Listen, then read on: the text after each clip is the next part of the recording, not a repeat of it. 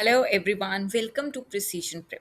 आज के वीडियो में hello everyone welcome to precision prep. 19th मई को एग्ज़ाम है और आज 12th मई हो गया है। होप सबने बहुत कुछ तैयार कर लिया होगा एग्ज़ाम के लिए। एग्ज़ाम में हमारे पास 5 क्वेश्चंस आने हैं 18 मार्क के या फिर 15 मार्क के आपके पास क्वेश्चंस आने वाले हैं। ठीक है, वो पेयर पैटर्न जो आपका चेंज होता रहता है, बट 18 मार्क के क्वेश्चंस आते हैं। There will be a 5 questions, total 90 marks का पेपर आता है। जब हम ये पेपर की तैयारी कर रहे हैं सो हमें ध्यान में क्या रखना है कि किस टाइप के क्वेश्चंस आने की पॉसिबिलिटी है, बिकॉज पूरा रिवीजन करके पूरा सिलेबस कोई बच्चे नहीं करके जाता थे, because they just want to clear the exam. So अब फर्स्ट चैप्टर का हमने ऑलरेडी डिस्कस कर लिया था। सेकंड चैप्टर की हम बात करते हैं।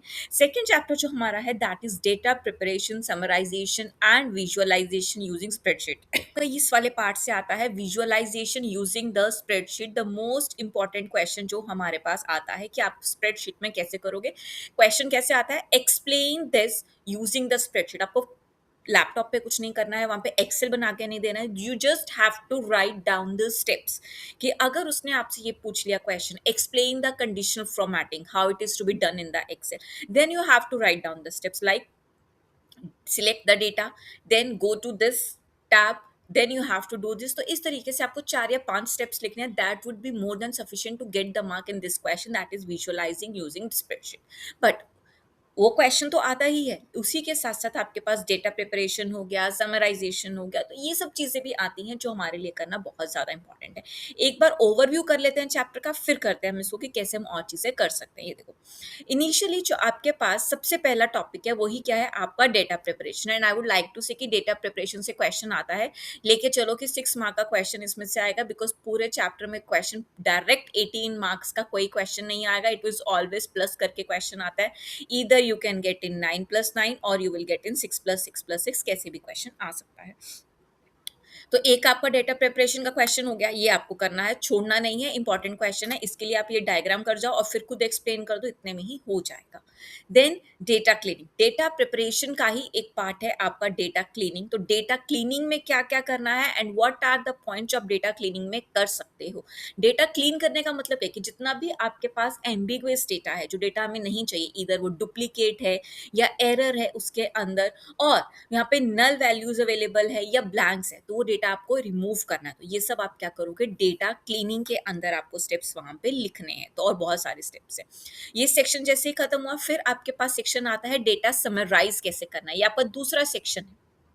ठीक है, फर्स्ट 2 सेक्शंस आपने कर लिए। पहले सेक्शन से 2 क्वेश्चंस बन गए, डेटा प्रिपरेशन, डेटा क्लीनिंग, दोनों कर लो, उसमें से आ जाएगा। फिर आपके पास डेटा समराइज है कि आप डेटा समराइज करके कैसे लिखोगे, how to write down in the, कैसे समराइज करते हैं हम डेटा का। पहले क्या कैलकुलेट कर लिया, वी शुड कैलकुलेट कि आप मीन मीडियन मोड कैलकुलेट कर ले, क्योंकि हर किसी को अगर एक लेवल पे आपको पॉलिसी रिपोर्ट देनी है तो क्या करेगा, he will not gonna read all the data कि क्या हुआ क्या नहीं हुआ, मुझे समरी दे दो यार, मीन मीडियन मोड कितना आया है, वो डेटा पॉजिटिवली सिमेट्रिक है या नेगेटिवली सिमेट्रिक है, उसमें आपके पास मेजर्स ऑफ डिस्पर्शन लाइक आपके पास रेंज, वेरिएंस, ये सब चीजें कितनी है। तो इस तरीके से क्या है ना कि वो आपसे पूछ सकता है। This is the steps you have to write down in the data summarization, the very important part, इसको मिस नहीं करना है। Why summarize data, simply to simplify, उससे ज्यादा लिखने की जरूरत नहीं है, ताकि डिसीजन मेकिंग फैसिलिटेट हो जाए, इंप्रूव कर सको आप अपना क्या रिपोर्टिंग के लिए, कुछ भी लिख देना। यहाँ से आपका स्टार्ट हो जाता है आपका visualization of the data using spreadsheets. यहाँ से आपसे वो क्वेश्चंस पूछेगा, दैट इज डेटा सॉर्टिंग से लेकर के। तो पहला क्वेश्चन आपसे पूछेगा how to do the data sorting, Excel में कैसे करते हैं। फिर आपसे पूछेगा कि फिल्टरिंग ऑफ डेटा एक्सेल में कैसे होता है, ये आपके पास टैब रहता है। ठीक है जी। फिर आपसे ये अब क्या है, ये सारे एग्जांपल्स है, एग्जांपल्स आपको वहां नहीं लिखने, तो शीट छोड़ दो, स्किप कर दो, ये आपको पढ़ने की जरूरत नहीं है। ठीक है जी। फिर आप क्या करोगे, कंडीशनल फॉर्मेटिंग करोगे। कंडीशनल फॉर्मेटिंग कैसे करना है, देखो जैसे उसने स्टेप लिखा, कंडीशनल फॉर्मेटिंग का छोटा सा एग्जाम्पल लेते हैं, किस तरीके से आप लिखना है। पहले तो आप कंडीशनल फॉर्मेटिंग एक्सप्लेन कर दो। कंडीशनल फॉर्मेटिंग, फॉर्मेटिंग मतलब एक आपको चेंज करना है with subject to some of the condition. जैसे उसने एग्जाम्पल दिया कि कंडीशनल फॉर्मेटिंग क्या अलाउ करता है, to fill cells with certain colour depending upon the condition. ऐसा नहीं कि सारे आपके सेल्स येलो हो जाएंगे या सारे सेल्स जो है वो रेड हो जाएंगे। फॉर एग्जाम्पल आपने कंडीशन दे दी, colour the cell in red for the value which are greater than 60, किसी 60 से ग्रेटर वैल्यू। तो आपके क्या दिया, कंडीशन दे दिया, तो उसके लिए क्या यूज करते हैं हम, कंडीशनल फॉर्मेटिंग यूज करते हैं, जो एक्सेल में होगा। पहले आपने एक्सप्लेनेशन दे दिया 1 मार्क में, फिर आप उसको एग्जाम्पल में लिख दो। सबसे पहले तो आप उस सेल को या उस कॉलम को, अब देखो पूरा डेटा तो आप डायरेक्टली करोगे नहीं, बिकॉज डेटा में क्या होता है, नेम्स भी होते हैं, नंबर्स भी होते हैं। सो सिलेक्ट करो वो पर्टिकुलर रो या फिर वो पर्टिकुलर कॉलम जहाँ जिसको आपने कलरिंग करना है। सो हाईलाइट किया आपने, वो कह रहा है देखो उसने आपको क्वेश्चन क्या दिया, हाईलाइट करना है आपको वो सेल जिसकी वैल्यू 350 है।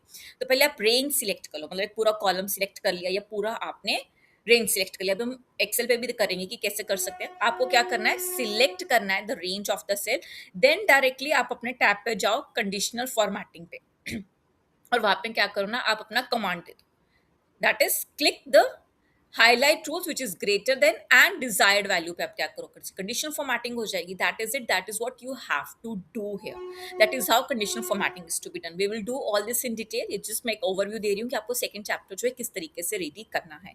And then text to column, अगर आपके पास टेक्स्ट है कोई चीज, उसको आप कॉलम्स में कैसे चेंज कर सकते हैं, सिंगल कॉलम में आपको कैसे वो डेटा करना है। डेटा को टेक्स्ट टू कॉलम में आपके पास जैसे कंडीशनल फॉर्मेटिंग है उसी के साइड पे टेक्स्ट टू कॉलम का टैब है, वहां से आप कर दो। आपको डुप्लीकेटर्स जो है वो क्या करने हैं, रिमूव करने हैं। How to do this, remove duplicates कैसे करने हैं, ये वाला सेक्शन बिल्कुल मत छोड़ के जाना, बहुत ज्यादा इंपॉर्टेंट है, इसके बिना पेपर नहीं बनेगा। और इजी वे डेटा वैलिडेट कैसे करना है, फिर वैलिडेशन के लिए आप क्या करोगे, you will do this point. ठीक है जी। फिर आपके पास क्या है, आउटलायर्स आइडेंटिफाई कर, this is how the chapter has to be made and this is all about. फिर ये आपका पार्ट शुरू हो जाएगा स्लाइटली डिफिकल्ट कोवेरियंस और कोरिलेशन। अब कोवेरियंस और कोरिलेशन का आपके पास थोड़ा नॉलेज होना चाहिए, जिनको कोरिलेशन और कोवेरियंस बिल्कुल नहीं आता, किया होगा सबने इससे पहले बिजनेस स्टैटिस्टिक्स किया तो उसका नॉलेज होगा, तो वो कैसे करना है, इसमें थोड़ा आपको टाइम लगेगा, ये आप एंड में कर सकते हो, बट लेकिन छोड़ के मत जाना, इट इज एन इंपॉर्टेंट। और इंपॉर्टेंट क्यों है, देखो कोरिलेशन की पूरी थ्योरी दे रखी है, उसका मन किया तो कोरिलेशन की थ्योरी पूछ लेगा, है ना। सबको पता है कोरिलेशन क्या होता है, बिटवीन टू वेरिएबल्स जो हम रिलेशनशिप स्टडी करते हैं वो कोरिलेशन होता है, परफेक्ट, नेगेटिव, पॉजिटिव। तो उसके बारे में कैसे आप एक्सेल करोगे, that is an important point. Moving averages कैसे बनाओगे, तो ये सब पार्ट है, इसमें थोड़ा सा भी करोगे ना, यूल गेट टू नो कि किस तरीके से आपको करना है, और आपके लिए वो चैप्टर करना बहुत ज्यादा ईजी हो जाएगा। सो आई होप सबको समझ में आ गया है इतना कि किस तरीके से जो है आपको किस तरीके कैसे तैयारी करनी है फॉर दिस होल पार्ट। क्या करना है, सबसे पहले आपको एक डेटा प्रिपरेशन का क्वेश्चन कर लेना है, फिर आप डेटा समराइज कर दो कि डेटा समराइज क्यों करते हैं और कैसे करते हैं। फिर इनमें से कोई भी ये थर्ड पार्ट जो आपका विजुअलाइजेशन वाला है, विजुअलाइजेशन लास्ट ईयर भी बहुत ज्यादा मार्क्स में आया था, तो इसको नहीं छोड़ना है, लास्ट आपका मिसिंग वैल्यू तक है। देखने में चैप्टर आपको जब बुक खोलोगे ना तो ऐसे लगेगा कि ना बहुत बड़ा चैप्टर है, और सच में है, लेकिन 15 से 20 मार्क्स का आ भी तो रहा है। सो इस चैप्टर को करना मत भूलना अगर आपको मार्क्स लाने हैं और पास होना है, बिकॉज सब कुछ करना इज नॉट पॉसिबल, कम करना है लेकिन अच्छे से करना है। तो फर्स्ट और सेकंड चैप्टर बिल्कुल बिल्कुल नहीं छोड़ के जाना है, कितना भी बड़ा चैप्टर हो, इस पे अपना टाइम इन्वेस्ट करो, बेटर रहेगा। देखो ये सारा आपका बहुत एंड तक जाता है। Pivot table is very important, ये बहुत टाइम से जो है वो रिपीट हो रहा है, पिवट टेबल मत छोड़ना। पिवट टेबल और पिवट चार्ट दोनों तीनों आपके पास ये सिलेबस के अंदर है, ठीक है। ये पूरा चैप्टर है, it's the highest pages exam, लेकिन हाईएस्ट पेजेस होने के बाद भी ना ये चैप्टर इजी है। So all the best for your exam. If everyone wants कि चैप्टर का मैं डिटेल वीडियो बनाऊं, so do like and comment in the section. Thank you so much.